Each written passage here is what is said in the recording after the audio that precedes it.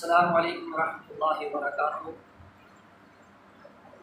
عید الاضحیٰ کی آمد ہے۔ چند سوالات عید الاضحیٰ کے حوالے سے ہمارے پاس موجود ہیں، اور سوالات کے جوابات کے لیے ہمارے ساتھ موجود ہیں استاد العلماء فضیلت الشیخ عبد محمد عبد الرحمن شہین نصری حفظہ اللہ تعالی۔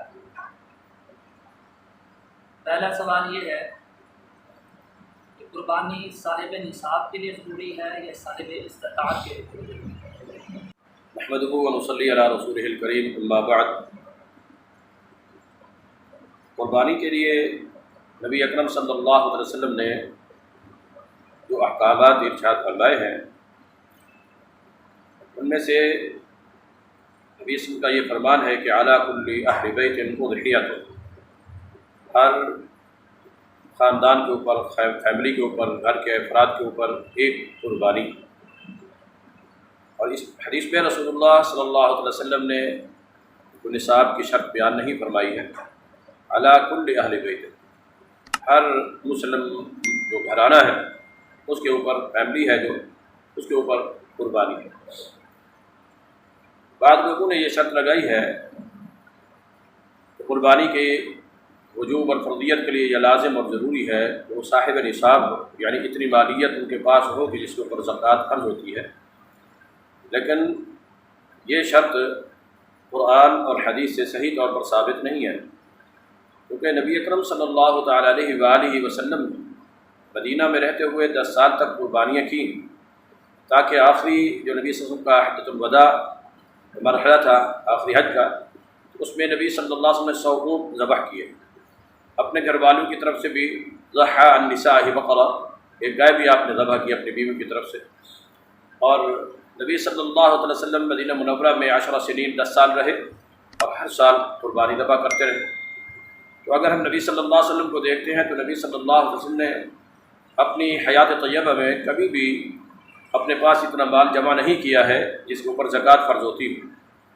نبی صلی اللہ علیہ وسلم نے کبھی اپنے مال کو اتنا نہیں بڑھایا نصاب تک چلا جائے، اس کے اوپر زکوٰۃ فرض ہو جائے، ایسا نہیں ہے۔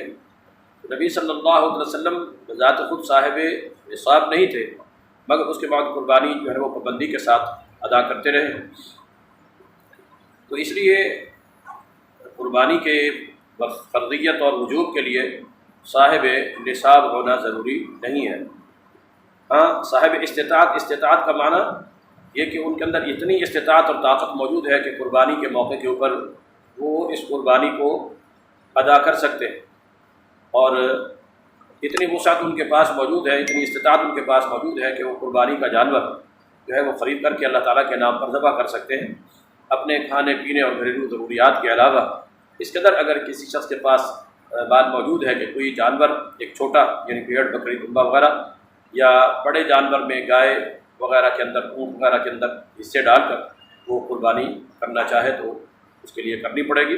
صاحب استطاعت یعنی کہ اس قربانی کی اتنی اس کے اندر استطاعت موجود ہو تو قربانی ادا کرنا اس کے لیے لازم ہو جائے گا، صاحب نصاب ہونا کوئی ضروری نہیں۔